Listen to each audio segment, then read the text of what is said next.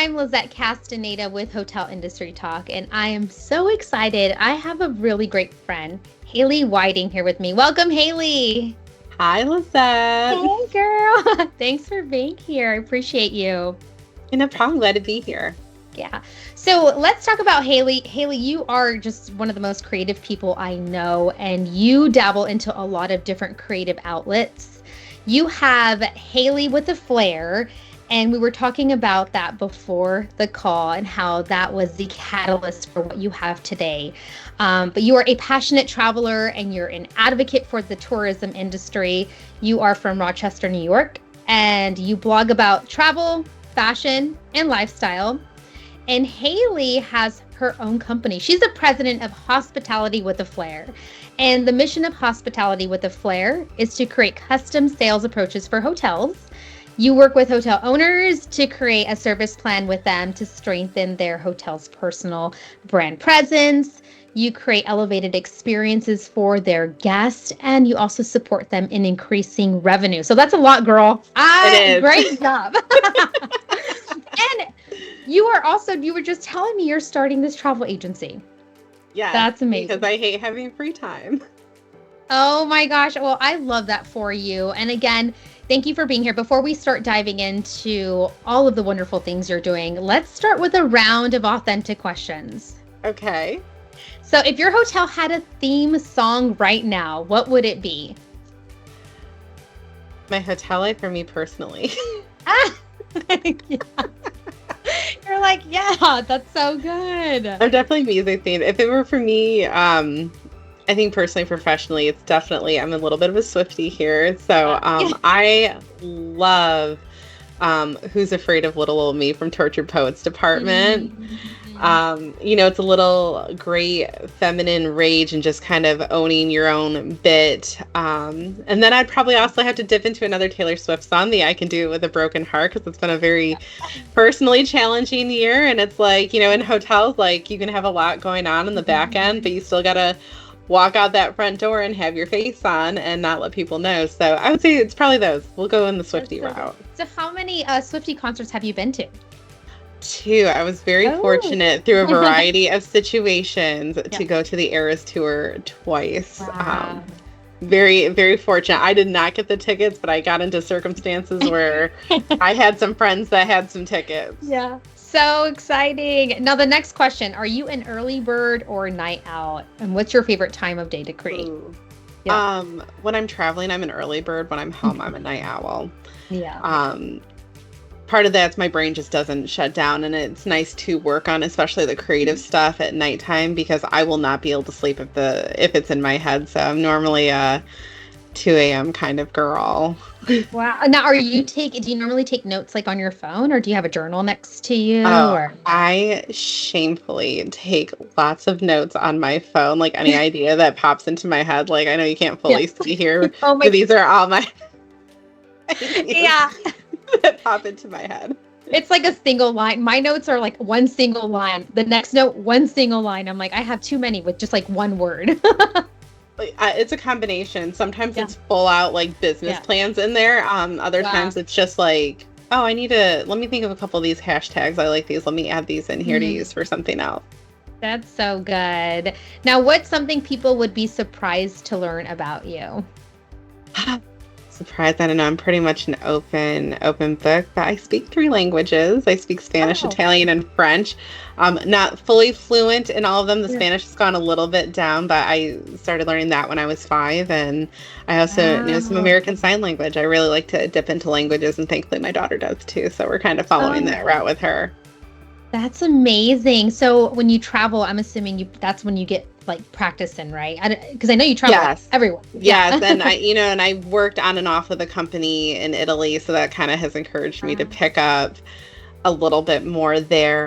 But that's honestly, languages I think is such an important thing, even in the world of all the translators and apps and stuff right now. I'm always a big advocate, even if you don't know language. Like I was just in Hungary a couple months ago, and I clearly don't speak Hungarian, but at least learning hello, thank you, how much does this cost, and where's the bathroom, especially the thank you thing. Like, thank you is a universal sign of respect, in my opinion. So at least learn how to say thank you. Wow, so good. Oh my gosh, inspiring. If you could work remotely from anywhere in the world for a month, where would you go and why? It would 100% be in Europe. Mm. It'd be either somewhere in Italy or probably Paris. Like Mm. I love working from Europe because one of the benefits for us in the States is, I can go out early in the morning because I'm always early. Let me go look at the things and experience everything. By the time it's 3 p.m. over there, it gets a little slow before dinner. That's 9 a.m. Eastern Standard Time. So I can just roll Um, into my work day. They eat dinner super late over there. yeah. So I love working from Europe. It's one of my favorites. Yeah, and we were talking about this before, best skincare products or some of the like the best. Paris. I spend an obscene amount of money, but the savings overall. That's why I tell my husband, like the savings though, what I'm saving buying them Right. here, even though it's an excuse. Like I literally, even though I was in Budapest for a week by myself as a little me trip, I booked one of the 1 day stayovers using Air France KLM so that I could stop in Paris, eat at my favorite restaurant, go to Musée d'Orsay, and get to the pharmacy so I could pick up skincare. Wow, that's so good. Now, how many solo trips have you taken internationally? Do you normally do that? Like, is that a normal thing for you? Probably I'd kind of gapped for about 2 years, but I mean, I've probably been to Europe about 5 times by myself. Wow, that's amazing. Yeah. I'm a big chicken. I don't know why. I tell myself it's fine. Like for business, if I go, I notice I'm never scared. I'm just okay to travel anywhere. And I don't know if it's because I know that I'm on business, so I know that people know where I'm at and where I'm supposed to be versus being on my own. But I really, something is inside of me saying, try it.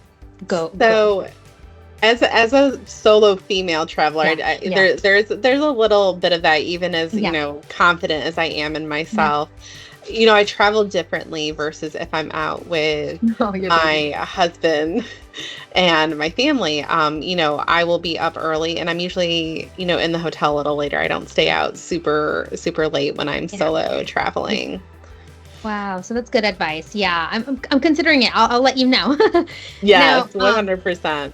what is something you can't forget to travel with?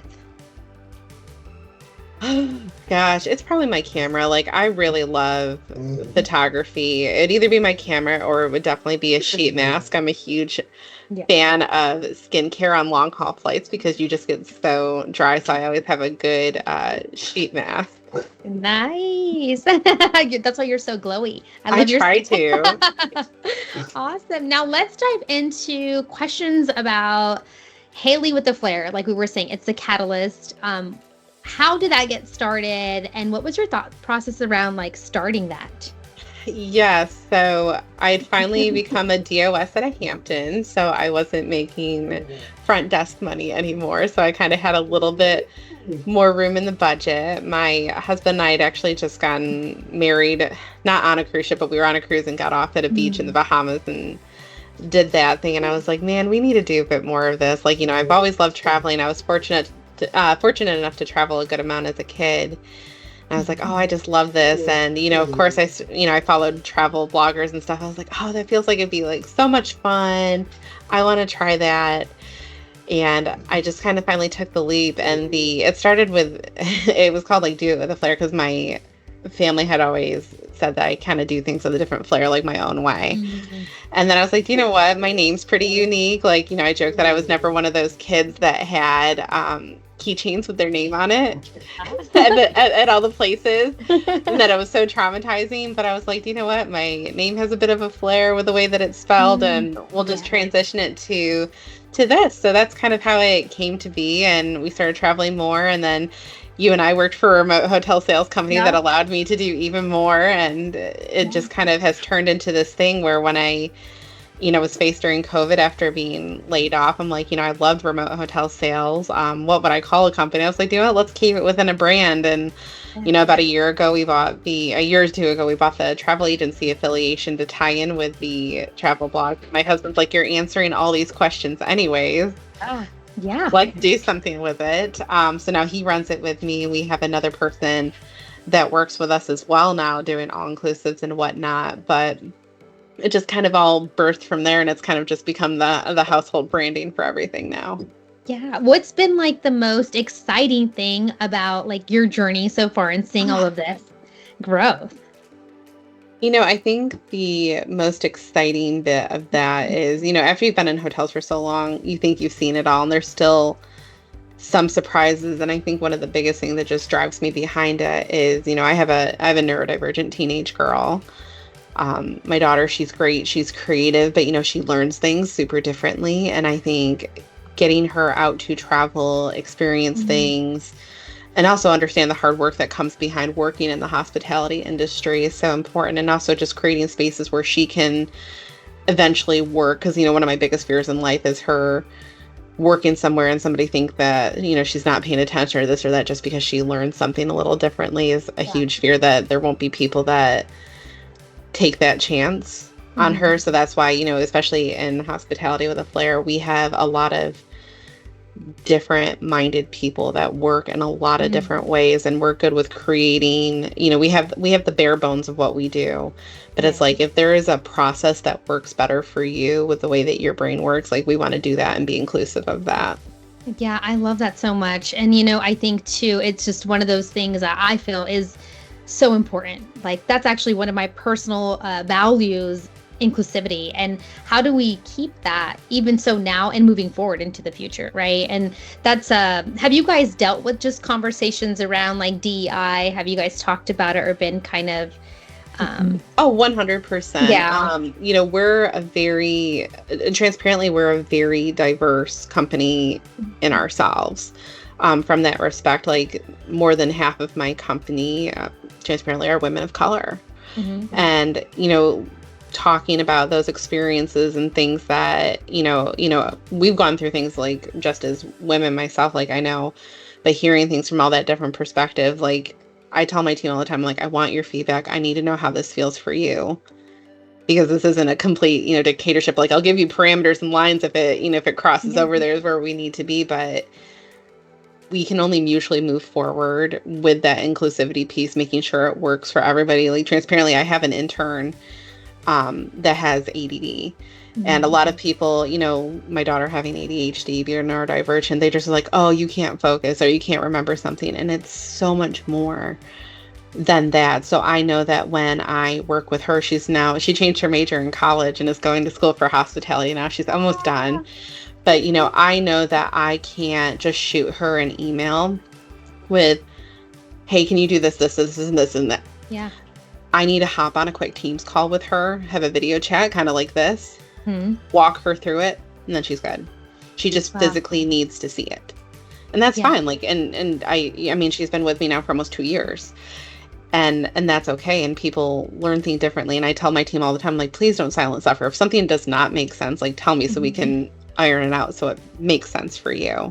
Because there's no point in you saying, like, oh, I'll figure it out later, and then getting frustrated with yourself because you're not figuring it out. Clock is ticking, etc. Wow, that's so good. That's really inspiring, because I'm thinking about you just as a leader. And I always say, like, leaders are teachers, right? So when you think about teachers and having to teach students with different learning styles, you are adapting to your team's learning styles, and each person, you understand that each person is different. And I love that. I love that so much. What other ways have you evolved as a leader? Like, have you... Honestly, that's been a huge bit of it, because transparently, I'm a very impatient, fast-paced person. Yeah. Working in sales, like, I need to go. And one of my, probably one of my biggest faults that I still fall into is I kind of have this subtle expectation that everybody works at the same velocity and ferocity that I do. And that is not the case. Some of it I think is that millennial in me, like, oh, I got to keep working so I can get here, and here. Yeah. And it's very hard for me to relax. That's part of that, taking time for myself. I'm not great at all the time. And a lot of people, because they see me travel, they're like, oh my God, your life's so lucky. It's like, you don't see, even if I'm cruising with my family, I'm still, sitting on my balcony with my laptop, working a good chunk of that time, because I just kind of have that little bit of anxiety. But honestly, that's where that challenge comes from, because I'm just like, oh my God, just sit down and do it. But not everybody works that way. Other people need parameters, you know, I have no problem running with it and figuring it out. There are other people where that is like mentally paralyzing. Like they want their parameters. They can do the work. They just want the parameters. They need to know the guidelines. They need to know this. So that's been probably the biggest challenge, is adapting to that, because I just personally am like a runner with anything I'm doing. Yeah, same. I think I just, I have that mentality of everything's urgent, and I am learning. I'm learning to release. That was my word of the year, to release. I love that. I know, I'm like, I can't work with urgency. And there's some things that I'm okay working with urgency on, but there's some things where it's like, you can breathe. That's okay. Like, people can wait. And it is one of the most challenging things I'm learning, is that to be okay, to your point, other people may not be that way. So you have to be okay with someone else not being as quickly responding as fast as you, right? And it's like that balance. 100%, and especially in the earlier parts of my business. And, you know, I will go lay myself bare on this one. Like, you know, there are definitely times where I would get frustrated, even with some of my team members, where I'm just like, oh my God, I'm over here doing XYZ PDQ for you, and you guys all have an issue. Like, it's so hard to not take it personally, because I think especially hospitality individuals, like, it is personal, it's emotional, it's not something you can always just turn on and off, and it's hard not to take it that way. But, you know, it's reminding that bigger picture. As much as, you know, we have a great team, we've had a lot of people with us for a long time, we're super supportive. I'm very much anti that, like, oh, we're one big family situation.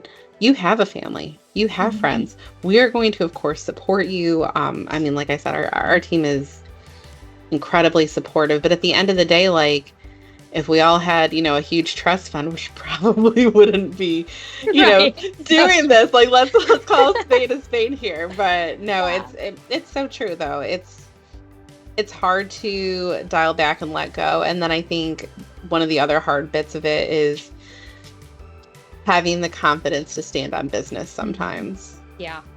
Being able to just say no, because, you know, in hospitality, we're people pleasers. And if something is not right for you, I mean, like, we have booted clients and hotels and owners out of our program for behavior. Yeah. Like, you know, I will go, you know, I'm in sales, like, I'll find and replace that business. But there's a line between being passionate and, you know, worried and emotional about your business and being abusive. And that's just, that's not it. Yeah. Wow. Now let's talk about hospitality with a flair, because I mean, it's not easy to start a business. And I think for most people, it's very daunting. So what were some of the steps that you took, like when you first started, even like creating your team? What was that experience like for you? Oh, gosh. Well, thankfully, so the way that I actually started it was, and this is the way I've kind of always gone into it, I didn't just take people that I was friends with into business with me. I'm very anti that. Like, I need to see the professional piece first, because I think one of the biggest things that I learned is that, you know, there were people that I previously worked with that I thought were super great because they were great people, but their work is not where I needed it to be. Right. You know, especially, you know, perception and reputation is such a big thing in our industry. Not that it isn't any, but like, that is a do or die. Based on what we do in hotels. And I asked around to a bunch of people that you and I know mutually that, you know, have held high up roles, and I was just like, hey, if you were starting out doing this, who would you pick? And, you know, Alicia Karani, my VP of sales operations, I knew her, and Lord knows I probably like sat next to her at a few team meals and stuff like that. So her and I started working together. Initially, we had a couple little hotels that we partnered on. So I kind of got to know her a little bit more professionally, versus now we're a lot more not very personal, probably too personal sometimes, but we built that mutual respect professionally first, and then started ironing it out. But I mean, it was a huge change going from, you know, being like a remote director of sales to the back end corporate side of it. You know, I always joked, because I've had people tell me like, oh, you never wanted to be a GM. I'm like, absolutely not. Get me out of operations. And now all I mostly do is operations from running the company. I do have my sales side that I work on too, but that transition was super crazy, and getting people hired was extremely difficult as well, taking that risk, especially working remotely and not seeing people. Yeah. It puts you in the shoes of your hotel owners that you're pitching service to. But, we, oddly enough, got a few great people in that we both knew personally that, was one of those connections. It's like, all right, I know this person personally. Like, our marketing director is actually my high school best friend. But it was one of those things. She's doing marketing and other things. Like, I knew that she wasn't going to do anything to screw me over. Yeah. In that realm. Like, with the kind of work she was doing, like, I'm like, I need somebody that I can 110% trust right here, because it's a big step. And then just the way that we interview people, we have a 3 different layer system, and all 3 of us have to agree on it. Like, I don't even take that final step. Like, it has to be a mutually agreed upon thing. One of our best hires, who's now our executive director of operations, Monica Lucier, if I could clone her, if I could clone her, she wears so many hats. She ended up finding us on TikTok, of all places. Wow. And that's how she applied. And she's been with us for a few years now. But I mean, incredible. And they're not always, what we find is like the people that have the most hotel experience aren't always the best options. Like something a little bit more middle of the road, people wanting to prove themselves, like especially, younger people as well. We kind of have this mix of like young and old. There's really nobody in the middle. We have like our people that have just our industry veterans. Yeah. They have just good foundations, fundamentals, lots to teach. And then we have, kind of our younger team that is just hungry. And it blends together for this perfect thing, because one of the big things that we put as the base of hospitality with a Flair is we give comp set exclusivity to all of our owners. That way we can actually talk about the hotels amongst each other. When you and I previously did that, we had a proprietary agreement, so we couldn't talk about our portfolios. I'm like, I'm okay being a little smaller, because even though, somebody's assigned to one of my GDOSs, they have everybody's point of view. They have like 15 people's point of view that they can take from. And, when you have people that work all over the country, different brands, that's a very incredible piece, I think, that you can pass on to clients. So that was, I know, super wordy. No, it was so good. No, all of what you're saying is really great. And what I'm thinking about too is how with your team, I feel like it's just so authentic, and people are finding you, like you said, TikTok. I was like, oh, wow. Like the authenticity in that, in you hiring somebody and they're finding you through those platforms. So now thinking about like just social media and this concept of social selling, like, would you say that is something you guys lean on a lot as an organization, and where you get like owners to come to you, or where are you finding your partnerships from? So I think it's a combination of a million things. And it's kind of like what we tell our hotel owners. You never know where your next lead's going to fully come from. One of our first hotels is a Hampton that I worked on that's been with us forever. One of their biggest L&Rs, because it's a small little town that this hotel's in, like there's no big national accounts, is a woodworking shop. They have trainings. Wow. I don't even know if this shop is bigger than my house, and I have a little ranch here. They get 7 to 10 rooms every other month for a week. Yeah, nice. And it's a woodworking shop. Like, who in a million years, like for as long as I've been in hotels, would think that I'd be getting that kind of room night production out of a woodworking shop is next level. So I think there's a little bit of that. I think the social side helps us a little bit more from a hiring standpoint. The TikTok, the Instagram situation. LinkedIn is probably the most for the getting hotel client side, and kind of combining the Halee with a Flair and hospitality with a Flair when it comes to social, because we also do some social media for hotels. Is you need to speak to your clients on the platform that they're going to be on. A Hampton Inn & Suites in a very corporate business district is not going to have 500,000 followers on TikTok. It's just that's not where your clients are. Right. Just even a generic like Hampton Inn and like a small set like here, like Rochester, like having Facebook is super important. Getting your teams to check in and post pictures. Like I used to run contests and stuff all the time when I worked on site at my Hampton. Yeah. Like, we'd give away a little $20 Starbucks gift card and some Hampton swag, because we'd have them post a picture of their favorite amenity or with their favorite employee. Yeah. And then all that starts pushing your SEO up further and further and further. So I'm always a big fan of like talk to them on the platform. So I know LinkedIn, I'm very owner oriented. We don't do as much with Facebook, honestly, just the traction's not there. But TikTok and Instagram tend to be a little bit more hiring related. That's so great. Now, thinking from like the owner's lens, and I like just from where we came from and where we met, when you first onboard a property, it's almost like just that you need instant results, right? What's your realistic pitch when you're telling them like, this is what we can do for you? I think it's very different than a lot of other companies. I mean, everybody likes to think they're different. And there's a lot of remote hotel sales companies now, especially post-pandemic. Yeah. The way that I explain it is we all play in the same sandbox, but everybody, just like your hotel brands, has a different approach to the way that they do that. And one of the big things I really try to steer clear of is throwing out a bunch of numbers and statistics. Like, yes, ROI is important, but if I were to generalize all of my ROI and be like, oh, we get, 10 times return on service in 6 months to a Choice client. I have a bunch of Marriott's. Like, Marriott's actually the biggest brand that we work with. And then it's probably a tie between Choice and IHG and then Hilton.